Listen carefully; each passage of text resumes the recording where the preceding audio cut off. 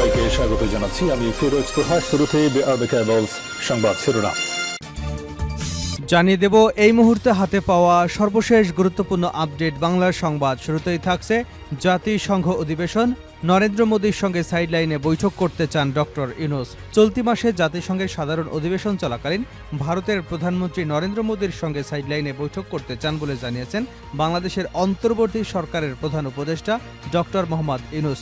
আগামী মঙ্গলবার যুক্তরাষ্ট্রের নিউ ইয়র্কে জাতিসংঘের ৭৯তম অধিবেশন শুরু হতে যাচ্ছে।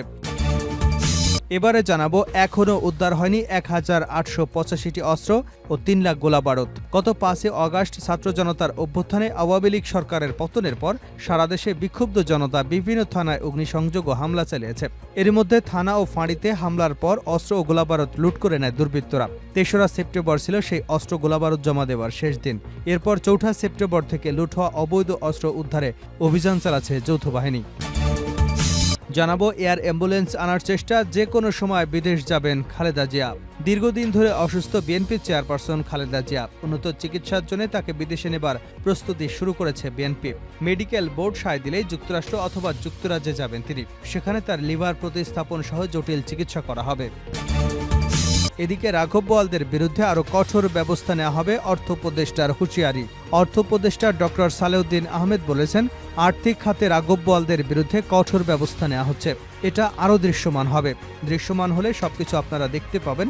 শনিবার নগরীর আগারগাঁওয়ে বাংলাদেশ ইনস্টিটিউট অব গভর্নেন্স ম্যানেজমেন্টের সভা শেষে এক প্রশ্নের জবাবে উপদেষ্টা এসব কথা বলেন।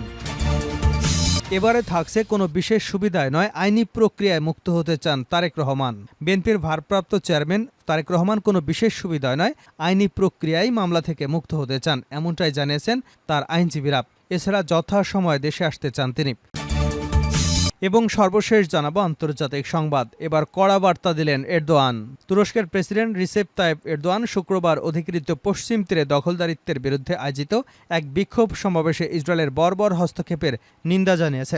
সেখানে দখলদার বাহিনী তুর্কি আমেরিকান এক দ্বৈত নাগরিককে গুলি করে হত্যা করেছে। ইসরায়েলের এই নৃশংসতাকে এরদোগান বর্বর হস্তক্ষেপ হিসেবে অভিহিত করেছেন। খবর এপির। এতক্ষণ শিরোনাম শুনছিলেন, এবার বিস্তারিত।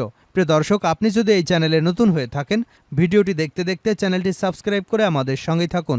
আর এই ভিডিও সম্পর্কে আপনি আপনার মূল্যবান মতামতটি কমেন্ট বক্সে জানিয়ে দিন। আর হ্যাঁ প্রিয় দর্শক, জানিয়ে দিন ভিডিওটি কোথা থেকে দেখছেন। মোদির সঙ্গে সাইডলাইনে বৈঠক করতে চান ডক্টর ইউনূস। চলতি মাসে জাতিসংঘের সাধারণ অধিবেশন চলাকালীন ভারতের প্রধানমন্ত্রী নরেন্দ্র মোদীর সঙ্গে সাইডলাইনে বৈঠক করতে চান বলে জানিয়েছেন বাংলাদেশের অন্তর্বর্তীকালীন সরকারের প্রধান উপদেষ্টা ডক্টর মোহাম্মদ ইউনূস। আগামী মঙ্গলবার যুক্তরাষ্ট্রের নিউ ইয়র্কে জাতিসংঘের ৭৯তম সাধারণ অধিবেশন শুরু হতে যাচ্ছে। গত রোববার ঢাকায় সরকারি বাসভবনে ভারতের রাষ্ট্রীয় সংবাদ সংস্থা প্রেস ট্রাস্ট অব ইন্ডিয়াকে সাক্ষাৎকার দেন ডক্টর মোহাম্মদ ইউনূস।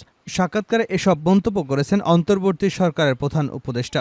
পিটিআই ইউনূসের নেওয়া সাক্ষাৎকারের দ্বিতীয় অংশটি শুক্রবার প্রকাশ করেছে। সাক্ষাৎকারে ডক্টর ইউনূস বলেছেন, আমরা অবশ্যই নরেন্দ্র মোদীর সঙ্গে দেখা করবার চেষ্টা করব। আমি সার্কভুক্ত দেশগুলো সরকার প্রধানদের একসঙ্গে এনে একটি ছবি তোলারও চেষ্টা করব। মহৎ একটি উদ্দেশ্যকে সামনে রেখে সার্ক জোট গঠন করা হয়েছিল, কিন্তু এখন এর অস্তিত্ব শুধু কাগজে কলমে।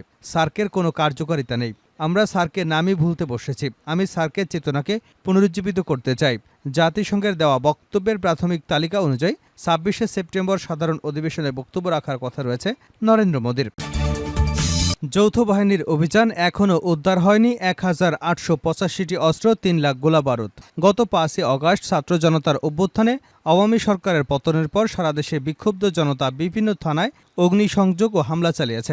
এর মধ্যে থানা এবং ফাঁড়িতে হামলার পর অস্ত্র গোলাবারুদ লুট করে নেয় দুর্বৃত্তরা। ৩রা সেপ্টেম্বর ছিল সেই অস্ত্র গোলাবারুদ জমা দেওয়ার শেষ দিন। এরপর ৪ঠা সেপ্টেম্বর থেকে লুট হওয়া অবৈধ অস্ত্র উদ্ধারে অভিযান চালাচ্ছে যৌথ বাহিনী। পুলিশ সদর দপ্তর জানিয়েছে, ঢাকাসহ সারা দেশে লুট হওয়া বিভিন্ন অস্ত্রের সংখ্যা ৫,৮১৮টি। এর মধ্যে ৫ই সেপ্টেম্বর পর্যন্ত উদ্ধার হয়েছে ৩,৯৩৩টি অস্ত্র। তবে রাইফেল, এসএমজি, এলএমজি এবং পিস্তল সহ এখনও উদ্ধার করা যায়নি ১,৮৮৫টি অস্ত্র। এছাড়া প্রায় ৩ লাখ লুট হওয়া গোলাবারুদও এখনও উদ্ধার করা সম্ভব হয়নি। এয়ার অ্যাম্বুলেন্স আনার চেষ্টা, যে কোনো সময় বিদেশে যাবেন খালেদা জিয়া। দীর্ঘদিন ধরে অসুস্থ বিএনপি চেয়ারপারসন খালেদা জিয়া। উন্নত চিকিৎসার জন্য তাকে বিদেশে নেবার প্রস্তুতি শুরু করেছে বিএনপি। মেডিকেল বোর্ড সায় দিলেই যুক্তরাষ্ট্র অথবা যুক্তরাজ্যে যাবেন তিনি। সেখানে তার লিভার প্রতিস্থাপন সহ জটিল চিকিৎসাগুলো করা হবে। বিএনপি চেয়ারপারসনের ব্যক্তিগত চিকিৎসক ও মেডিকেল বোর্ডের সমন্বয়ক ডক্টর এজেডএম জাহিদ হোসেন গণমাধ্যমকে বলেন, আমরা যুক্তরাজ্যের কয়েকটি হাসপাতালের সঙ্গে আলোচনা চালিয়ে যাচ্ছি। যুক্তরাজ্যে নেওয়া হলে 8 থেকে 13 ঘন্টা সময় লাগবে। যুক্তরাষ্ট্রে প্রয়োজন 18 থেকে 21 ঘন্টা ফ্লাইং আওয়ার। কাজেই এ যাত্রার জন্য তার শারীরিক সুস্থতা অত্যন্ত গুরুত্বপূর্ণ, তাই কিছুটা সময় লাগবে। বেশ কিছু জটিল চিকিৎসা করাতে অনেকটা সময় তাকে বিদেশে থাকতে হবে। বিমানে লম্বা সময় ভ্রমণের মতো উপযুক্ত শারীরিক সুস্থতা না থাকায় তাকে এয়ার অ্যাম্বুলেন্সে নেবার সিদ্ধান্ত নিয়েছে। এজন্য কাতার থেকে এয়ার অ্যাম্বুলেন্স আনার চেষ্টা চলছে। ইতিমধ্যেই সেই প্রক্রিয়া অনেক দূর এগিয়েছে বলে জানা গেছে। মেডিকেল বোর্ডের সদস্য ডাক্তার আল মামুন বলেন, খালেদা জিয়ার জন্য দেশের বাইরে যে এয়ার অ্যাম্বুলেন্স আনা হবে, বোর্ডের কয়েকজন সদস্য বলেন কাতারের কাছ থেকে বিমান আনার চেষ্টা চলছে। নানা পর্যায়ে কথাবার্তা চলছে। সাবেক প্রধানমন্ত্রী আরেকটু ফিট হলেই দিন তারিখ ঠিক করা হবে। খালেদা জিয়া লিভার সিরোসিস ছাড়াও বেশ কয়েকটি জটিলতা রয়েছে। এসব বিবেচনা করে যুক্তরাষ্ট্রে নেওয়ার সম্ভাবনাই বেশি। রাঘব বোয়ালদের বিরুদ্ধে আরও কঠোর ব্যবস্থা নেওয়া হবে, অর্থ উপদেষ্টার হুঁশিয়ারি। অর্থ উপদেষ্টা ডক্টর সালেউদ্দিন আহমেদ বলেছেন, আর্থিক খাতে রাঘব বোয়ালদের বিরুদ্ধে কঠোর ব্যবস্থা নেওয়া হচ্ছে। এটা আরও দৃশ্যমান হবে। দৃশ্যমান হলে সবকিছু আপনারা দেখতে পাবেন। শনিবার নগরীর আগারগাঁওয়ে বাংলাদেশ ইনস্টিটিউট অব গভর্নেন্স ম্যানেজমেন্টসের সভা শেষে এক প্রশ্নের জবাবে উপদেষ্টা একথা বলেন। উপদেষ্টা আরও বলেন, কালো টাকা সাদা করার সুযোগ না থাকায় এনবিআর অর্থ লুটপাটকারীদের সহজে ধরে ফেলবে। এদিকে বাজারে কারসাজি প্রসঙ্গে তিনি বলেন, ডিসিদের নির্দেশ দেওয়া হয়েছে চাঁদাবাজদের বিরুদ্ধে কঠোর ব্যবস্থা নেওয়ার জন্য। আশা করি চাঁদাবাজ কমলে নিত্যপণ্যের দাম কমে যাবে। আলু পেঁয়াজের ট্যাক্স কমানো হয়েছে। দাম শুধু কারণ বাজারে দেখলে হবে না, অন্যান্য বাজারেও দেখতে হবে। কাউরান বাজারে 4 বার হাত বদল হয় নিত্যপণ্যের, এটা বন্ধ করতে হবে। এছাড়াও বাজার কারসাজিদের বিরুদ্ধে কঠোর ব্যবস্থা রয়েছে বলেও দাবি করেছেন তিনি। কোনো বিশেষ সুবিধায় নয়, আইনি প্রক্রিয়ায় মুক্ত হতে চান তারেক রহমান।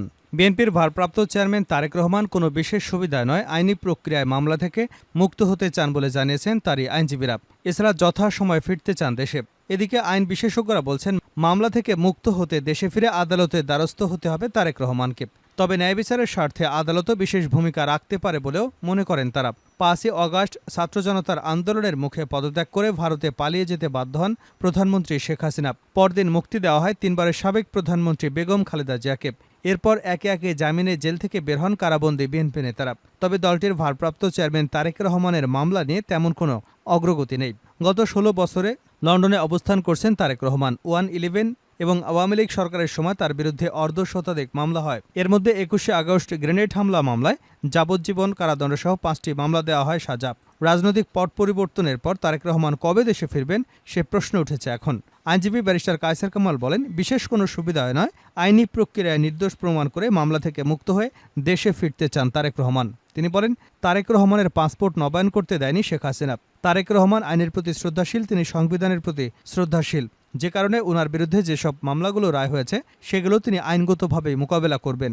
আর যেগুলো রায় হয়নি সেগুলোর বিষয়ে আইনগতভাবে আমরা পদক্ষেপ নিচ্ছি। সর্বশেষ জানাবো আন্তর্জাতিক সংবাদ। কড়া বার্তা দিলেন এরদোগান। তুরস্কের প্রেসিডেন্ট রিসেপ তাইপ এরদোয়ান শুক্রবার অধিকৃত পশ্চিম তীরে দখলদারিত্বের বিরুদ্ধে আয়োজিত এক বিক্ষোভ সমাবেশে ইসরায়েলের বর্বর হস্তক্ষেপের নিন্দা জানিয়েছেন। সেখানে দখলদার বাহিনী তুর্কি আমেরিকান এক দ্বৈত নাগরিককে গুলি করে হত্যা করেছে। ইসরায়েলের এই নৃশংসতাকে এরদোগান বর্বর হস্তক্ষেপ হিসেবে অভিহিত করেছেন। খবর এএফপির।